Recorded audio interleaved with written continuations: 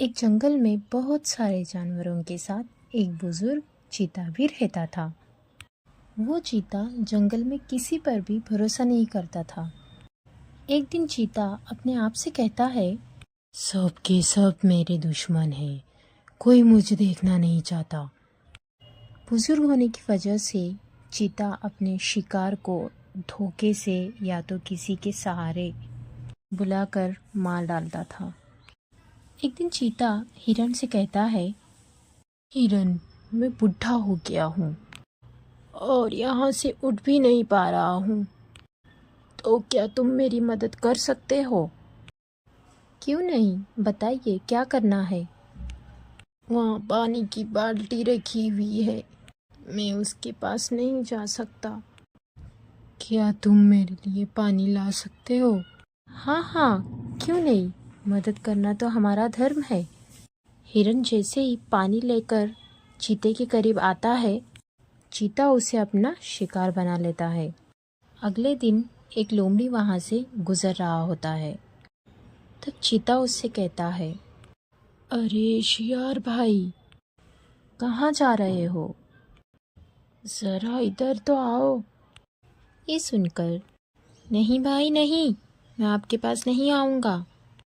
क्यों? क्या हुआ? जंगल में ये बात फैल चुकी है कि आपने हिरण को धोखे से मार डाला है। ये सुनकर, नहीं नहीं, ये बात गलत है। दरअसल वो मेरे लिए पानी लेने गया था और उसका पाँव फिसल गया। बस इसी वजह से वो मर गया। मरने के बाद उसके शरीर से बदबू ना आए, इसीलिए मैंने उसे खा लिया। और यही सच है भाई, तुम्हारी कसम। चीते की बात सुनकर, तुम मुझे बेवकूफ़ नहीं बना सकते। मैं जानता हूँ कि तुमने उसे किस तरह मारा है। चलो ठीक है, अगर तुम जानते हो तो मेरी एक मदद ही कर लो। बदले में मैं तुम्हें कुछ दे दूंगा। लालच दे रहा है? मैं तेरे झांसे नहीं आने वाला, समझा? लालच ही ना सही, कम से कम बूढ़ा ही समझकर मेरी मदद कर दो भाई। चल बता, तुझे क्या चाहिए? मैं बूढ़ा हो चुका हूँ और अब मुझसे शिकार नहीं हो पाता, इसीलिए तुम शिकार को मेरी तरफ पकड़ के लाने में मेरी मदद करो। तुझे मेरी दुआ लगेगी। चीते की बात सुनकर, मुझे तेरी दुआ नहीं चाहिए। देख, मैं किसी भी लफड़े में पड़ना नहीं चाहता हूँ, इसीलिए मुझे माफ़ कर और इस काम के लिए किसी और को ढूंढ ले। ये कहकर लोमड़ी वहाँ से चला जाता है। पर चीते का हर जानवर को मदद के बहाने से शिकार करना चलता रहता है, जिससे वो पूरे जंगल में बदनाम हो जाता। कोई भी उसके पास आने से डरने लगता है, जिसकी वजह से चीते को अब भूखा मरने की नौबत आ जाती है। अभी जंगल में कुछ नहीं रह गया है। सोच रहा हूँ कि मैं अपने गांव की तरफ निकल जाऊं, वरना मैं तो भूखा ही मर जाऊंगा। उसके बाद चीता गांव की तरफ चलना शुरू कर देता है। रास्ते में उसे कई जानवर मिलते हैं और पूछते हैं कि वो कहाँ जा रहा है। अरे, कहाँ जा रहे हो चीता भाई? तुम्हें क्या लेना देना, तुमने तो मेरी मदद भी नहीं की। सोच रहा हूँ कि गांव जाकर कुछ काम धंधा कर लूँ, इससे मेरा खाना पानी तो चलता रहेगा। हे, मुझे बेवकूफ़ समझते हो क्या? भला तुम कौन सा काम करोगे? तुम्हें तो जानवरों को बेवकूफ़ बनाकर मार डालने का ही काम आता है। नहीं नहीं, अब मैं शरीफ बन गया हूँ। अगर तुम्हें यकीन नहीं आता तो चलो मेरे साथ, तुम्हें वहाँ चल के मालूम हो जाएगा कि मैं सच बोल रहा हूँ या झूठ। नहीं भाई, रहने दो। तुम शरीफ हो या बदमाश हो, इससे मुझे क्या, तुम्हारे पास आकर रिस्क नहीं लेना चाहता। फिर चीता गांव की ओर चल पड़ता है। चीता जब गांव में पहुंचता है तो चीते को देखकर गांव के रहने वाले पालतू जानवर डर जाते हैं और ये देखकर घरों में अपने अपने छुप जाते हैं। ये सब देखकर, अरे आप लोग डरिए मत, मैं तो बस यहाँ काम की तलाश में आया हूँ। चीते को गांव में देखकर गांव के सारे पालतू जानवर के मुखिया हाथी से चीते के आने की फरियाद करते हैं, जिस कारण हाथी चीते को पंचायत में बुलाता है।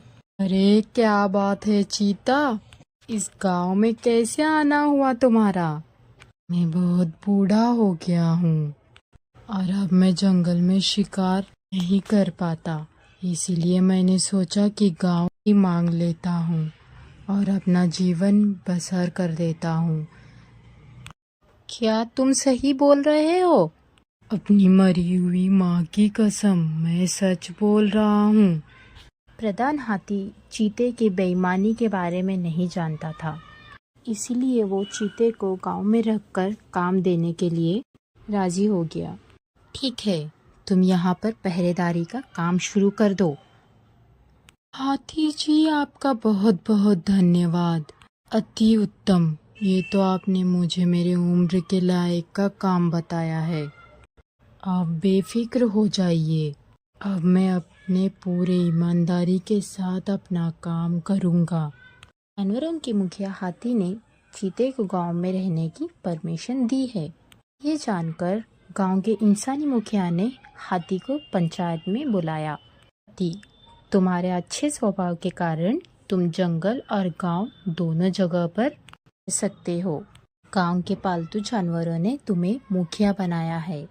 ये यहाँ तक तो सब ठीक है, मगर मैंने सुना है कि तुमने एक चीते को गांव में रहने की इजाज़त दे दी है।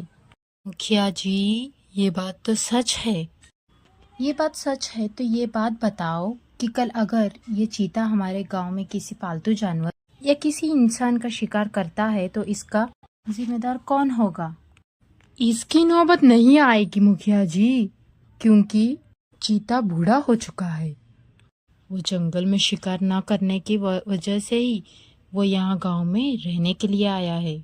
मैंने उसे गांव के पहरेदारी की नौकरी भी इसीलिए दी है ताकि वो तनख्वाह से अपना पेट पाल सके। हाथी की बात सुनकर गांव के मुखिया को विश्वास हो गया कि चीता किसी को नुकसान नहीं पहुंचाएगा।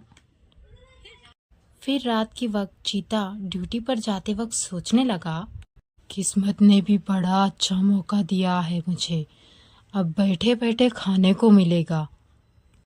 उसके बाद चीता पहरेदारी में लग जाता है और आवाज मारने लगता है, जागते रहो, जागते रहो। तभी चीता देखता है कि दो अलग जानवर गांव में घुस गए हैं। ये देखकर, चलो आज इन्हीं को मारकर मैं अपना पेट भर लेता हूँ। गांव के जानवरों को कहूँगा कि अजनबी जानवर हमारे यहाँ चोरी करने के लिए आए थे। फिर मौका पाते ही उन दोनों जानवरों को मार गिराता है और फिर दोनों चोरों को मारकर चीता सुबह होने का इंतजार करने लगता है।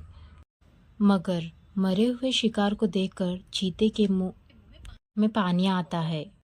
अब भूख बर्दाश्त नहीं हो रही है, कब सुबह होगी और कब मैं इन्हें खाऊंगा। सुबह होते ही चीते के बुलाने पर सारे जानवर वहां आ जाते हैं।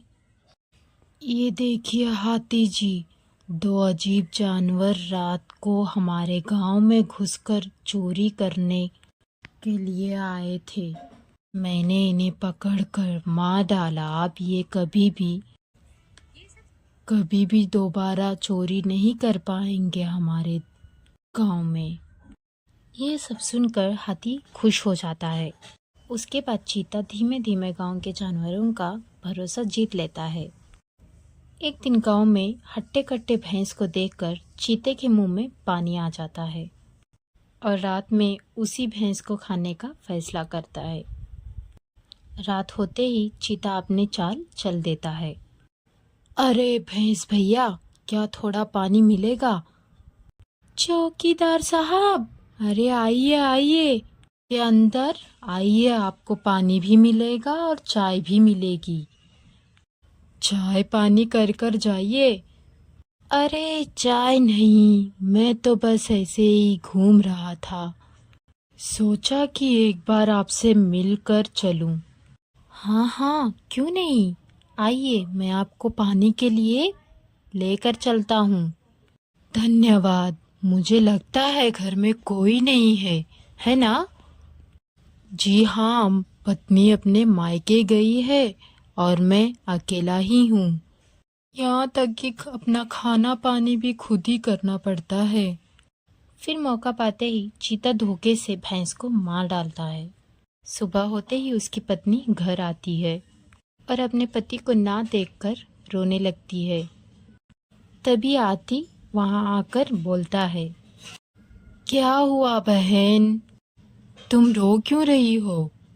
हाथी जी, कल ही मेरी इनसे बात हुई थी। ये घर पर ही थे, पर आज जब मैं अपने मायके से आई तो इनका कोई अता पता नहीं है।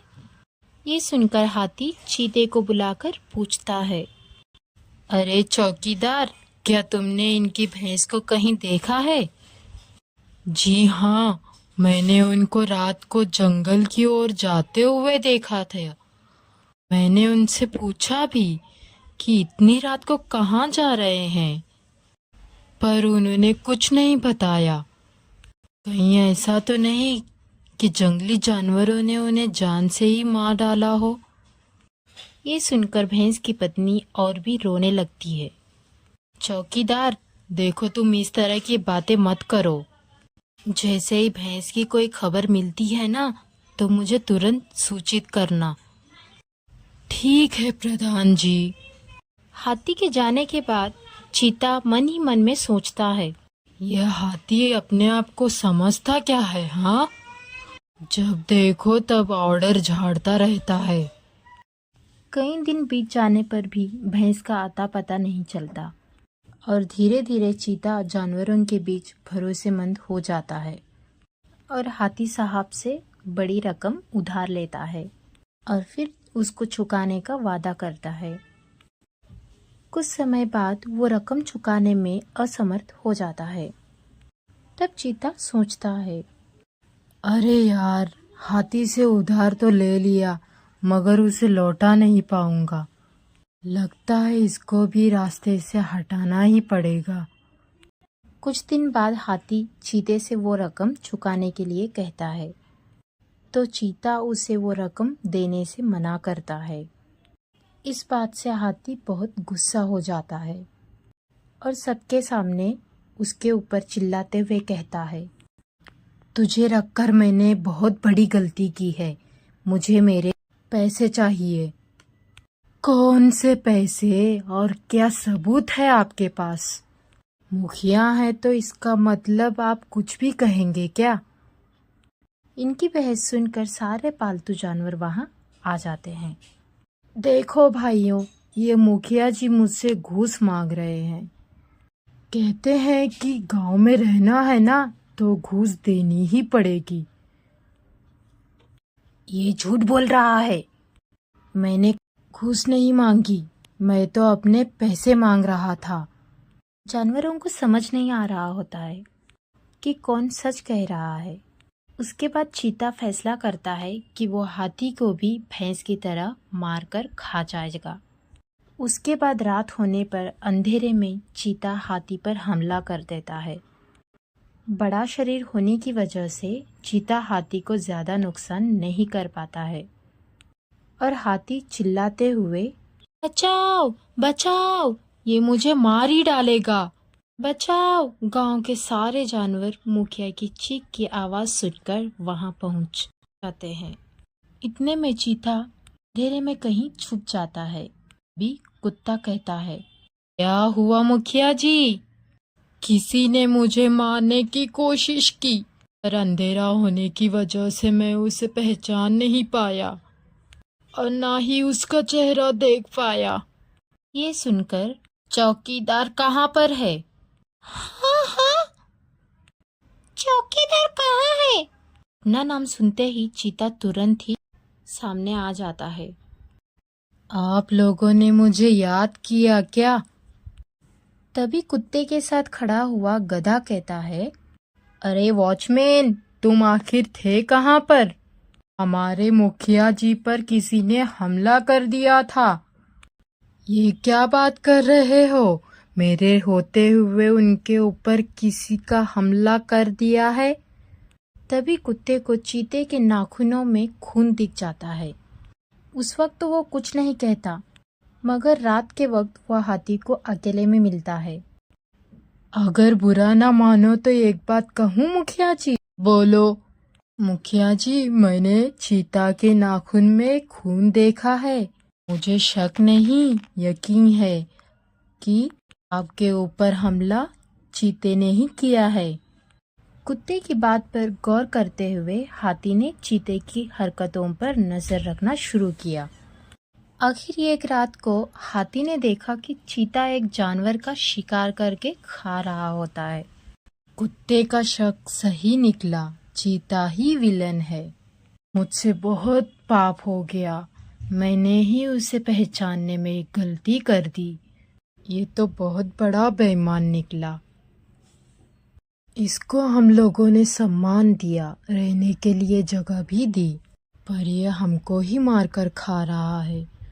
अगले दिन हाथी ने चिड़ियाघर वालों को पिंजरा लेकर बुला लिया और चीते को पकड़वा कर चिड़ियाघर वालों को सौंप दिया।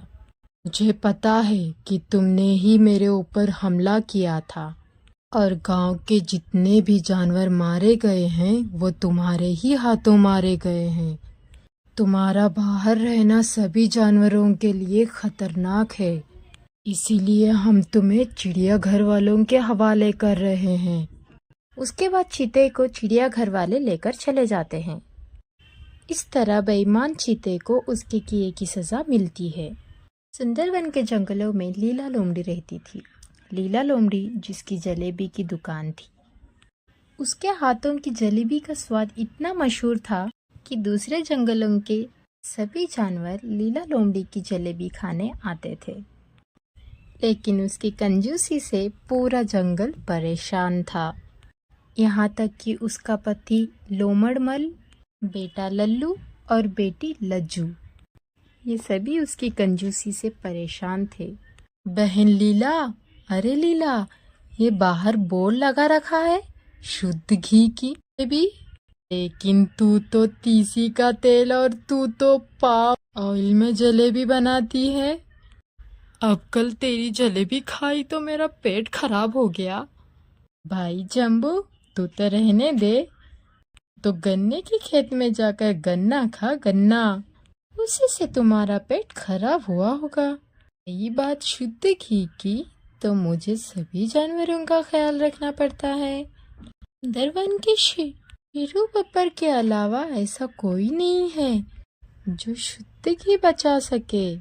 लेकिन पैसे तो तुम शुद्ध घी के ही लेती हो। पैसे मैं घी के नहीं, जलेबी के लेती हूँ।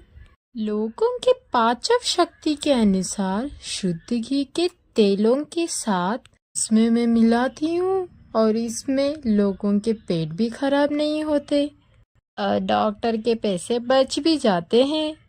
सॉरी लीला बहन, कंजूसी में और बात में तुमसे कोई नहीं जीत सकता। आहा, चलता हूँ, राम राम। पड़ा है शुद्ध की जलेबी खाने मुआ। 50-50 किलो जलेबी एक बार में खा जाता है और कहता है मेरा पेट खराब हो गया। और एक तो इसे थोक के भाव से जलेबी देती हूँ और ऊपर से नखरे तो देखो इसके। क्या हुआ लीला, सुबह सुबह क्यों ऐसी हो रही हो, लाल पीला? तुम तो कुछ ही मत पूछो, सवेरे सवेरे चल दिए फूलू के पास मुआ पीने, उसके बाद बैठकर ताश पत्ती खेलोगे। तुम्हें तो क्या कुछ कोई काम ही नहीं करना है?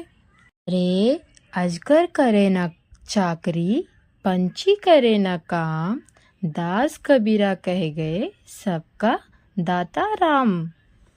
हाँ, तुम जैसे जानवर को तो पहुंचा ही देना चाहिए। डायरेक्ट बैठूं धाम। मैं जवान बेटी पड़ी है, लेकिन जनाब तो भगवान के भरोसे छोड़ दिए हैं। शादी की उम्र निकली जा रही है उसकी, बेटी लज्जो की, और तुम्हारा 3 पत्ती अभी तक नहीं छूट रहा। इसी तरह कंजूस लोमड़ी का जीवन चला जा रहा था।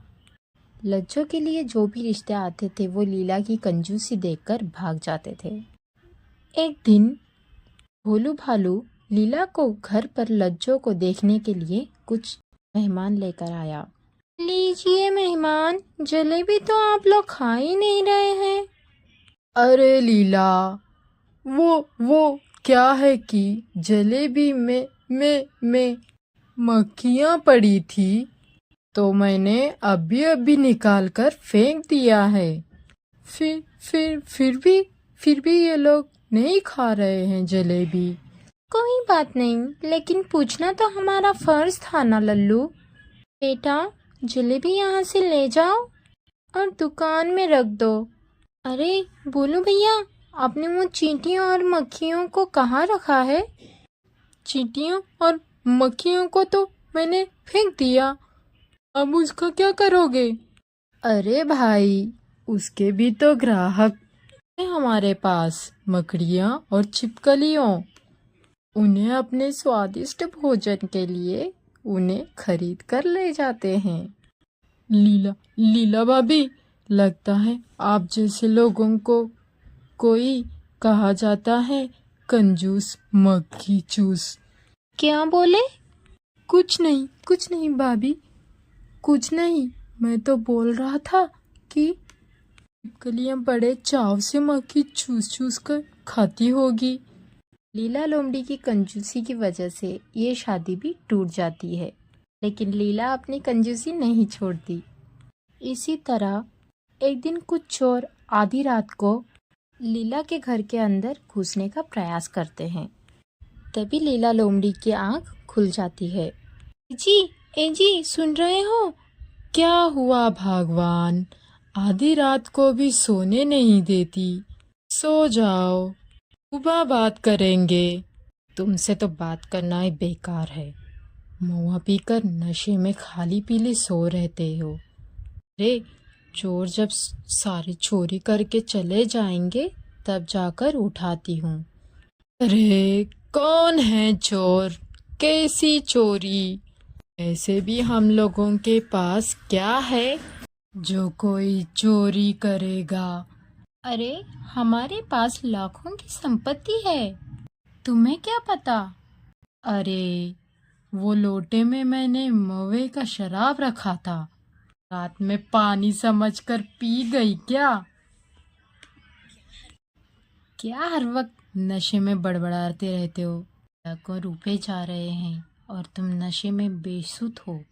माफ करना, अभी तो तुम नशे में हो। महुआ पीने के लिए घर में 2 रुपए ढूंढने को नहीं मिलते, और तुम तो लाखों की बात कर रही हो। चुपचाप सो जाओ, सपने में लखपति बन। सबको जगाए हुए हो आधी रात को। अरे मैंने तुम लोगों से छुपाकर पैसे जमा किए हैं, तुम लोग समझ क्यों नहीं रहे हो? क्या हुआ माँ, हम लोग लखपति हैं।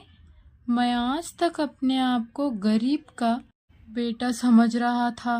माँ मुझे मोटरसाइकिल दिला दो ना, फर्राटे से मैं सारा जंगल घूमकर आ जाऊंगा और तेरा सामान भी ले आऊंगा माँ।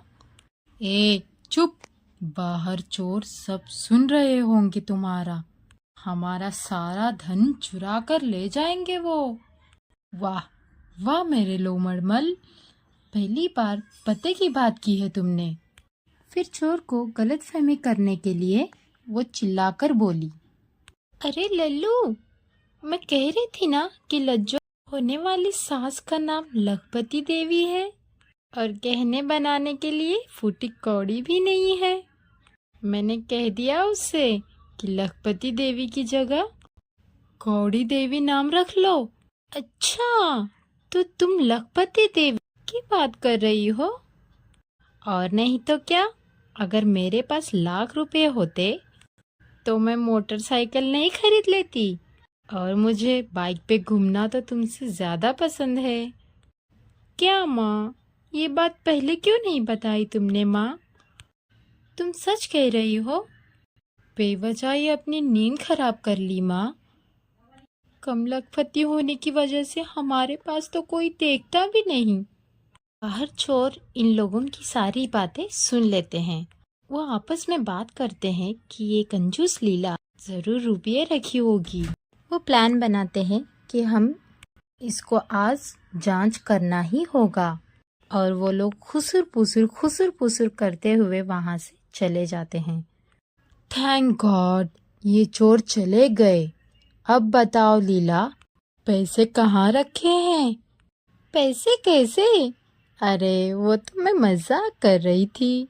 फूटी कौड़ी तो कमा कर दिए नहीं आज तक, और पैसे की बात कर रहे हो?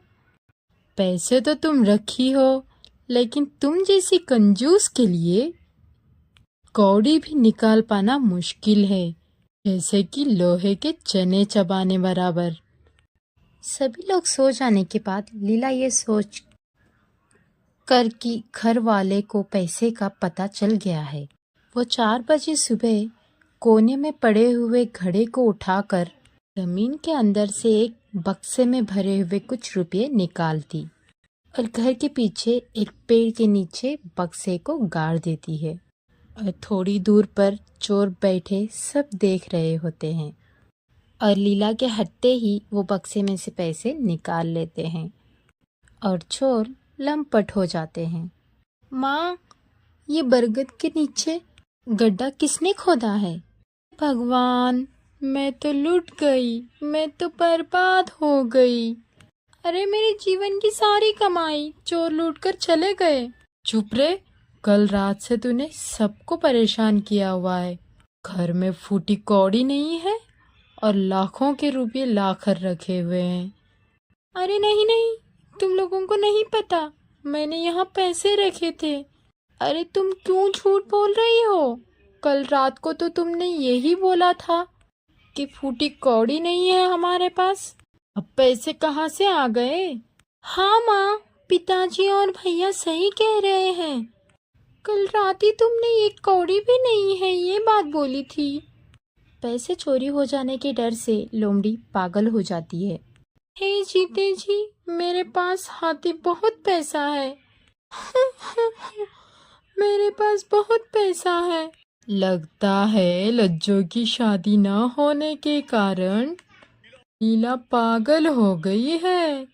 नहीं नहीं, मैंने सुना है कंजूस लोमड़ी का पैसा सारा धन चोर ले गए, इसीलिए लोमड़ी पागल हो गई है। अरे भाई, किसी ने तो सच ही कहा है, कंजूस का धन रखा जाए, इसीलिए हमें किफायती होना चाहिए, कंजूस नहीं भालू। भालू की नसीहत मानकर जंगल के सारे प्राणी खुशी से रहने लगे। तो मेरे प्यारे बच्चों, कैसी लगी आपको ये कहानी? अगर आपको ये कहानी पसंद आई हो तो प्लीज़ लाइक, शेयर, सब्सक्राइब करिए, ताकि मैं ऐसे ही और मज़ेदार